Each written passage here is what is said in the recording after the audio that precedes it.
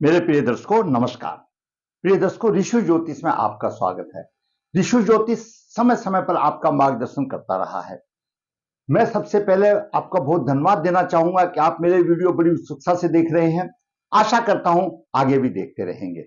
आज के वीडियो में हम एक जातक का, हमारे पास काफी दिन हो गए जब प्रश्न आया था कि गुरुजी व्यवसाय में कुछ करने में मजा नहीं आ रहा, व्यवसाय अच्छे स्तर पर नहीं पहुंच रहा। मेरे पास दर्शक मेरे पूछते रहते हैं, मैं उनको अपने रजिस्टर में नोट करता रहता हूं और जैसे जैसे उनका नंबर आता है मैं जरूर उनको बताता हूं। ऐसा कोई मेरे को ये नहीं बोल सकता कि गुरुजी ने मुझे नहीं बताया। किसी का तत्कालीन हो तो मैं व्हाट्सएप करके भी बताता हूं। तो मेरा तो अभी सिर्फ काम यही रह गया, आपका मार्गदर्शन करना। तो आज के इस वीडियो में हम बहुत ही आपका मार्गदर्शन करेंगे। मैं आपसे आग्रह करूंगा कि वीडियो पर अंत तक बने रहें कि एक व्यवसाय में क्या क्या बेसिक चीजें होनी चाहिए। हम पहले भी कई बार बताते आए हैं और जिसको मालूम है ठीक है, उसकी पुनरावृत्ति हो जाएगी और नहीं तो अपने और आपकी हमारी ज्ञानवृद्धि हो जाएगी। दर्शकों, किसी भी व्यवसाय के लिए व्यवसाय पहले तो सबसे पहले यह अच्छा रहता है कि आपकी जन्म पत्रिका में जैसे योग है उसके अनुकूलता के आधार पर व्यवसाय करें, ताकि उसमें अच्छे आपको लाभ की प्राप्ति होगी। दूसरा, आप क्या व्यवसाय करने जा रहे हैं, तो व्यवसाय के पहले सबसे पहले देखिए कि बुध और द्वितीय भाव और भावेश की स्थिति, क्योंकि बुध हमारा व्यवसाय व्यापार का कारक ग्रह है। आपकी कुंडली में बुध किस स्थिति में है, द्वितीय भाव, ये द्वितीय भाव और इसका स्वामी, क्यों द्वितीय भाव धन का भाव है और भावेश उसका स्वामी है, कारक गुरु है। वो एक अलग बात है, वहां तक जाएंगे, लेकिन इतना तो देखें, क्योंकि द्वितीय भाव को धन की स्थिति देखना बहुत आवश्यकता है। हम लोग 10-20 लाख की गाड़ी ले लेते हैं, अगर हमारे पास अगर एक टायर भ्रष्ट हो जाए, उसके पैसे बाद में नहीं है, उसको मेंटेन करने के लिए तो कोई फायदा नहीं। हम एक बार व्यवसाय उठा लेते हैं तो थोड़ी बहुत क्षतिपूर्ति के लिए हमारे अंदर ये भी हिम्मत होनी चाहिए, अगर हम उसको मेंटेन कर सकें तो उसके लिए द्वितीय भाव और भावेश की स्थिति पर भी विचार करना आवश्यक है। उसके बाद आता है सप्तम भाव और भावेश और दसम भाव और भावेश, क्योंकि सप्तम भाव रोजगार का भाव है, व्यापार का भाव है। आज हम जीवन साथी की बात नहीं कर रहे हैं, क्यों सप्तम भाव जीवन साथी का भी है। तो सप्तम भाव व्यापार का भाव है, रोजगार का भाव है, और दसम भाव प्रतिष्ठा दिलाने वाला भाव है व्यवसाय में आपका, और दसम से दसम सप्तम भाव पड़ता है। तो इन दोनों भाव का अवलोकन अवश्य करना चाहिए, वो किस स्थिति में है, सप्तम भाव पीड़ित है या भावेश की क्या स्थिति है, या दसम भाव पर किसकी दृष्टि है, या दसवें हमारा कैसे स्थान पर, उसका भी अध्ययन करा लेना चाहिए। उसके बाद जब आप शुरू करते हैं तो आपने ये भी देखना है कि उस टाइम पर गोचर में सूर्य किस नक्षत्र में जा रहा है। कभी भी आपके नक्षत्र से जो 17 नक्षत्र आता है उसमें आप श्री गणेश ना करें। आमतौर पर ऐसा देखा जाता है कि हमारे दर्शक या जातक पंडित जी से या विद्वान से मुहूर्त तो अति शुभ निकलवा लेते हैं और मुहूर्त अच्छा भी होता है, इसमें कोई शक भी नहीं है, लेकिन मुहूर्त के साथ साथ मुहूर्त अपनी जगह पर है और सूर्य का गोचर अपनी जगह पर है। सूर्य का गोचर आपके जन्म नक्षत्र से 17वें नक्षत्र में नहीं होना चाहिए। उसके बाद अन्य ग्रह योग भी आ जाते हैं कुंडली में, अन्य ग्रह योग जो है उन पर विचार करना चाहिए। लग्नेश का गोचर, लग्नेश अभी जब आप व्यवसाय करने जा रहे हो, आपका लग्नेश किस स्थान पर जा रहा है, छठे स्थान पर है, नीच है, पीड़ित है, थोड़ा सा रुक जाइए, उसका गोचर को भी ध्यान देना जरूरी है। तो ये द्वितीय भाव है। आपका लगन कोई भी हो, ये मैंने जो आपको कुछ एक बिंदु बताए हैं, आपका कोई भी व्यवसाय हो आपके कुंडली के हिसाब से, मैं किसी पर्टिकुलर व्यवसाय की बात नहीं कर रहा हूं, ये व्यवसाय के मुख्य बिंदु है, उसका बेस है, उसका आधार है। अगर आपने इन चीजों पर थोड़ा सा ध्यान दिया तो आपका व्यवसाय अच्छा चलेगा। व्यवसाय तो पानी पूरी का भी होता है, छोटे में चल जाता है। व्यवसाय एक लारी पर चाय बिक्री करने वाला भी होता है, लाखों कमाता है। जो बड़े पैसे लगा करके भी नहीं कमा पाते, वो आपके कर्म के लेख होते हैं। क्या कहता है, आइए हम इसी से संबंधित, जिस जातक ने हमसे प्रश्न किया था काफी दिन पहले, हम उसकी कुंडली का विचार करते हैं। उसकी कुंडली में ये जो हमने 5-7 जो योग बताए हैं वो किस प्रकार के हैं। जातक का जन्म 14 अप्रैल 1983 अमावस्या, वो भी सोमवार, पूर्व भाद्रपदा नक्षत्र 1 हुआ। यहीं पर गाड़ी पंचर हो गई। क्यों पंचर हो गई? अमावस्या, और वो भी सोमवार की। जबकि सोमवार की अमावस्या तो बहुत ही हमारे हिंदू संस्कृति में बहुत ही हमारे पितरों के लिए एक समर्पित होता है। सोमवार की अमावस्या मतलब पितरों का दिन होता है। उस दिन जातक पैदा हुआ। जन्म के समय पर मीन लगन उदय हुआ। लगन के 10 डिग्री युगान थे। लगन मीन लगन में मंगल 19 डिग्री लेकर विराजमान है। शुक्र मृत अवस्था में 29 डिग्री 53 मतलब 30, यानी शुक्र ना ही बराबर समझ लो। चतुर्थ भाव में राहु मिथुन राशि में 6 डिग्री 25 मिनट लेकर विराजमान है। अष्टम भाव में शनि तुला राशि का है, 10 डिग्री लेकर विराजमान है। नवम भाव में वृश्चिक राशि में गुरु 17 डिग्री लेकर विराजमान है। वहीं दसम भाव में केतु 6 डिग्री लेकर विराजमान है। और द्वादश भाव में सूर्य 29 डिग्री, चंद्रमा 31 डिग्री, बुध 18 डिग्री लेकर विराजमान है। चंद्रमा और बुध अस्त हैं, लेकिन सूर्य मृत अवस्था में है, जाता हुआ है, और चंद्रमा 21 है, बुध अस्त है, बलवान स्थिति में है। अस्त है, विकल है, बिल्कुल माना, लेकिन ऐसा नहीं है कि बिल्कुल प्रभाव नहीं देंगे, थोड़ा सा प्रभाव तो देंगे। वो एक अलग बात है, जो युति बन रही है उसके हिसाब से देंगे, क्योंकि बलवान स्थिति में अस्त है। वो युवावस्था में है, सूर्य वृद्ध अवस्था में, थोड़ा सा तो प्रभाव देंगे, वो अलग बात है। अस्त तो अस्त है, अपने प्रभाव में कमी का कारण बनेगा। मीन लगन वाले जातक बहुत ही श्रद्धावान होते हैं, अतिथि सेवक, धर्म पालक, आत्मविश्वासी, और उनको बेकार खर्च करना पसंद नहीं, लेकिन हो जाते हैं तो क्या करें मजबूरी में। लग्नेश गुरु नवम भाव में है। एक तो पहले ही मीन लगन ऐसा हो गया, और फिर लग्नेश नवम भाव में हो गया। नवम भाव तो धर्म का भाव है। ऐसा जातक विद्वान भी होगा और ईश्वर के प्रति उसकी श्रद्धा होगी। भाग्यवान, धर्मात्मा, क्षमाशील, तेजस्वी, पराक्रमी और सम्मान की प्राप्ति होगी, क्योंकि गुरु पंचम दृष्टि से अपनी राशि को देख रहा है, मंगल को देख रहा है, और मंगल धन भाव का स्वामी है, मंगल को ऊंचा उठा रहा है।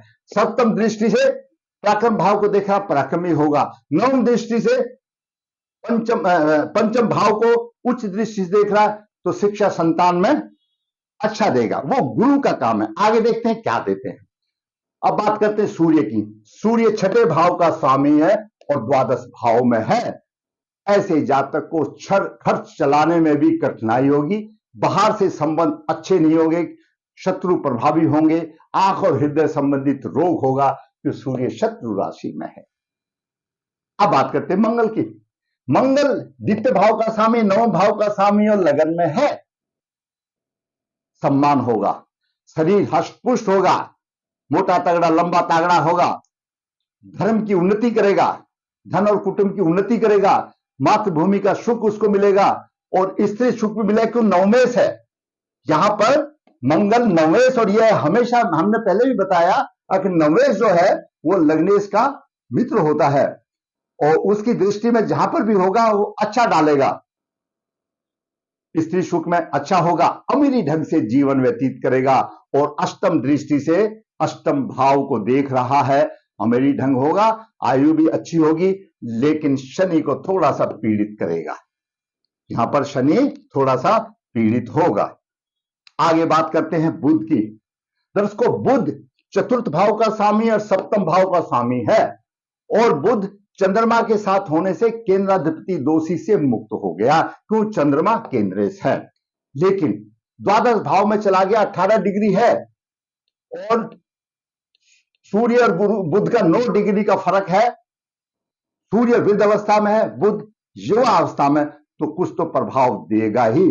खर्च अधिक होगा, स्त्री और व्यवसाय में कष्ट देगा, धैर्यवान होगा, हिम्मत वाला होगा। बुध यहां पर देगा, लेकिन खर्च तो देगा ही। द्वादश भाव है, सप्तमेश है, सहवास का सुख है, तो कुछ देगा ही, थोड़ा सा देगा, ऐसा नहीं कि नहीं देगा। अब बात करते हैं शुक्र की। शुक्र 29 डिग्री 53 मिनट लेकर के आप ये समझो 30 डिग्री हो गया। शुक्र का तो जिक्र करना ही बेकार की बात है, अगले में चला गया, इसके लिए कोई फायदा नहीं। अब बात करते हैं शनि की। शनि एकादश भाव का स्वामी, द्वादश भाव का स्वामी, अष्टम भाव में शनि उच्च राशि में है। शनि अष्टम भाव में योग कारक माना जाता है, क्यों उसका कारक है। आमदनी अच्छी होगी, क्यों आमदनी के भाव का स्वामी उच्च है, आमदनी अच्छी होगी, बाहर से संबंध अच्छे होंगे, और दसम भाव को देख रहा है एक दिन से, थोड़ी सी ठीक होगी, इतना हानिप्रद नहीं होगा। परंतु सप्तम दृष्टि से, नीच दृष्टि से धन भाव को देख रहा है, धन की हानि होगी। शनि यहां पर धन की हानि कर रहा है। और दसम दृष्टि से शनि पंचम भाव को देख रहा है, तो संतान, शिक्षा, धन, उसमें थोड़ी सी कमी तो जरूर देगा। अब बात करते राहु की। राहु चतुर्थ भाव में है, माता का विशेष सुख मिलता है कि राहु यहां पर माता का विशेष सुख देगा मिथुन राशि में, चतुर्थ भाव में। दर्शकों, मैं एक बात बता दूं, ये राहु माता के लिए, माता को हमेशा पूजता है। हम लोग पूजे या ना पूजे, लेकिन राहु पूजता है, उसको माता का विशेष सुख मिलता है। राहु की दृष्टि से शनि भी पीड़ित है थोड़ा सा, यहां पर शनि भी पीड़ित है, पंचम दृष्टि से शनि भी पीड़ित है, और सप्तम दृष्टि व्यवसाय भाव पर है। थोड़ा सा परेशानी रहेगी, चलेगा, ऐसा नहीं ठप नहीं होगा। लेकिन नवम दृष्टि से राहु द्वादश भाव को देख रहा है। कोई ग्रह पीड़ित तो नहीं है, लेकिन खर्चा अधिक पड़ा रहा है। राहु का भी प्रभाव द्वादश भाव में हो गया। बात करते केतु। केतु दसम भाव में है, व्यवसाय में उतार चढ़ाव रहेंगे, लेकिन फिर भी ठीक चलेगा, परंतु परिश्रमी होगा, धैर्यवान होगा। मंगल की राशि को देख रहा है, यहां पर बात देखिए, केतु मंगल की राशि को पंचम दृष्टि से धन की वृद्धि करने की कोशिश करेगा। सप्तम दृष्टि यहां पर सुख की हानि कर रहा है, और नवम दृष्टि शत्रुओं पर प्रभावी होगा, शत्रु का नाश होगा। ये आ रहा जातक की फिलहाल दशा, बुध की महादशा 15/4/2016 से 15/4/2023 तक चल रही है, ये स्थिति रही। अब हम बात कर रहे थे बुध और द्वितीय भाव और भावेश की स्थिति। जातक का बुध अस्त है, थोड़ा सा काम दे रहा है, तो इसीलिए थोड़ा सा व्यापार भी ढीला चल रहा है। द्वितीय भाव है भावेश की स्थिति, द्वितीय भाव पीड़ित है, भावेश शुभ स्थिति में है, गुरु का प्रभाव है। सामान्य आ गया, कहीं ना कहीं तो कमी हो गई। अब बात करते हैं सप्तम भाव भावेश और दसम भाव भावेश। सप्तम भाव का स्वामी भी बुध अस्त है, वहीं आगे थोड़ा सा कमी देगा, इसलिए व्यापार में, व्यवसाय में थोड़ा सा कमी का कारण बन रहा है। और दसम भाव और भावेश, दसम भाव का स्वामी, उसका केंद्र का स्वामी त्रिकोण में आ गया, इसी वजह से जातक की जीत हो रही है। वरना थोड़ा सा राहु केतु थोड़ा सा प्रभाव दे रहे हैं, लेकिन ये कि राजयोग हो गया माता लक्ष्मी और विष्णु का, केंद्र का स्वामी त्रिकोण में आ गया, धर्म भाव में आ गया। जातक बहुत धर्मात्मा है, भगवान का नाम लेकर के चलता है, उसका उसलिए चल रहा है, लेकिन इन्होंने टांग खींचने में कोई कमी नहीं छोड़ रखी है। और दूसरा, एक अच्छा योग हो रहा है, मंगल गुरु की राशि में है, और गुरु मंगल की राशि में, यानी नवमेश का और लग्नेश का राशि परिवर्तन योग हो रहा है, लेकिन ये धार्मिक ही बनाएगा, कोई व्यवसाय से संबंध नहीं होगा। अगर हां मंगल यहां होता तो कहा जाता कि धनु की, गुरु की राशि में मंगल, और ये परिवर्तन योग होता, 10वां भाव जिसमें शामिल हो जाता, तो व्यवसाय तो 10वें भाव से चाहिए ना, तो उसमें होगा। ये राशि का परिवर्तन उसको धार्मिक प्रवृत्ति बना रहा है। अब बात करते सूर्य एवं नक्षत्र अनुकूल दशा। वो आपने देखना है कि जातक जब व्यवसाय कर रहा है उस टाइम पर सूर्य का नक्षत्र कौन से में, अनुकूल दशा क्या है, अन्य ग्रहों की स्थिति बहुत इंपॉर्टेंट है। लग्नेश का गोचर भी आपने देखा, अन्य ग्रहों की स्थिति देखना है। ये द्वादश भाव में सूर्य चंद्र बुध है, ये अशुभ योग है। जब अमावस्या योग आ गया, अमावस्या योग के 9 भाव में हो तो धन की वृद्धि दे देता है, द्वादश भाव और अष्टम भाव में तो रोड पर लाकर खड़ा कर देता है। अमावस्या योग आ गया, यहां पर इन सूर्य चंद्र बुध का पूरा ही प्रभाव चेंज हो गया, युति से चेंज हो जाता है। जैसे हम घी को शहद को मिलाते हैं, जहर बन जाता है, तो सूर्य प्लस चंद्र प्लस बुध, इसका प्रभाव भी अलग से आ गया। मैंने आपको अलग अलग प्रभाव बताया था। ऐसा जातक कामी प्रवृत्ति का होगा, मलिन हृदय का होगा, परिश्रमी होगा, रोगी होगा और लालची भी होगा। तो यानी सब कुछ गुड़ गोबर हो गया। इसी प्रभाव से, पितरों के प्रभाव से कुंडली में प्रबल पितृ दोष है। जातक का जन्म अमावस्या, वो भी सोमवारी अमावस्या को हुआ, ऐसा जातक जब तक वो पितरों की शांति नहीं कर देता, जब तक उसकी राह आसान नहीं होती। बाकी देखो ग्रह कितने अच्छे हैं, शनि भी ठीक है, वो तो एक दूसरे को ग्रह पीटता है, देखता ही है, प्रभाव तो देता ही है। राहु केतु भी ठीक प्रभाव दे रहे, लेकिन एक इसी प्रभाव ने उसका चौपट कर दिया। काल सब दोष हो गया, शनि राहु से पीड़ित हो गया, दे रहा है, थोड़ी टांग खींचा तो कम देगा। तो इस प्रकार के ये दोष जो है आमदनी और व्यवसाय में परेशानी डाल देते हैं। दर्शकों, मैंने आज एक जातक की कुंडली से आपका व्यवसाय कमजोर है, उसके व्यवसाय में क्या क्या पॉइंट्स होने चाहिए, एक जनरली मैंने कोई भी वर्कशॉप आप व्यवसाय करें, ये नहीं है कि आप ये कोई भी व्यवसाय आप करें तो आपके जो मैंने बताए हुए 4-5 पॉइंट वो होंगे, अच्छे होंगे, तो आपका व्यवसाय दिन रात चौगुनी करेगा। मैंने आपका मार्गदर्शन किया। हमेशा कहता हूं, अगर आपको मेरा वीडियो अच्छा लगा है तो फिर तो दर्शकों मेरा भी आपको कहने का हक बन जाता है, भाई अच्छा लगा है तो लाइक कर दो, शेयर कर दो, और जिसने सब्सक्राइब नहीं किया है तो मेरा चैनल सब्सक्राइब कर दो। और आपको कैसा भी बुरा भी लगा तो कोई दिक्कत नहीं, आप अपना सुझाव डालिए बुराई का, उसको सुधारा जाएगा, उसमें क्या दिक्कत हो गई। ये तो एक रंगमंच है जो हम आप आपस में विचार का आदान प्रदान कर रहे हैं। आप कमेंट्स कीजिए, वीडियो को लास्ट तक देखिए।